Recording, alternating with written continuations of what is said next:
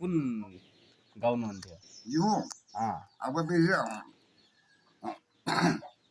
माछा माउने मानिलाई माछा घुराइमा भन्थे उज्यालो हुनालाई बसन्तैपुरमा भन्थे यो नि। चाहिँ धनकुटाबाट आएपछि बसन्तपुरमा यो त्यहाँनिर चाहिँ घरमा बिहान हुँदा बसन्तपुरैमा अनि त्यस पछाडि लसुनेमा आएर बास बस्नुहुन्थ्यो। अनि लसुनेमा चाहिँ लसुनेमा यो लसुनको लसुनको गोटी मेरो स्वास्नीलाई दोती भन्थे। अनि त्यहाँदेखि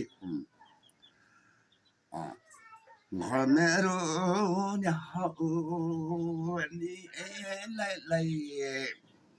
घर मेरो काँडे तरुनी साडे भन्थे।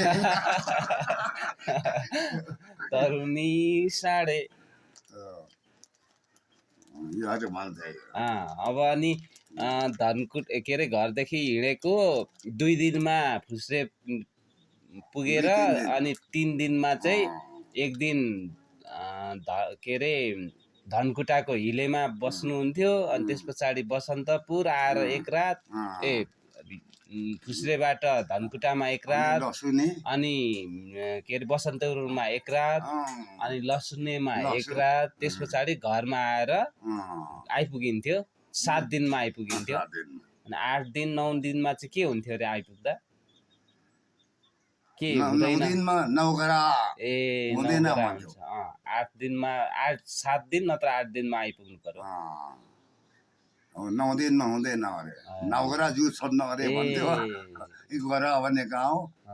अनि त्यति बेला बाजे गते बारहरू चाहिँ कसरी थाहा हुन्थ्यो?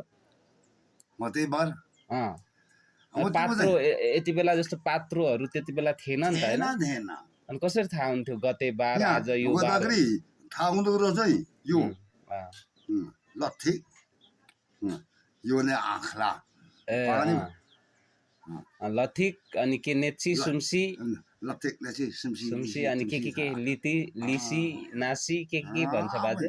गरे थेबोङ थिक थेबोङ नेची थेबोङ नै आउँछ भयो। लथिक नेची सुम्सी लिसी तुक्सी नासी अन्त लथिक नेची अन्त थेबोङ थिक थेबोङ नेची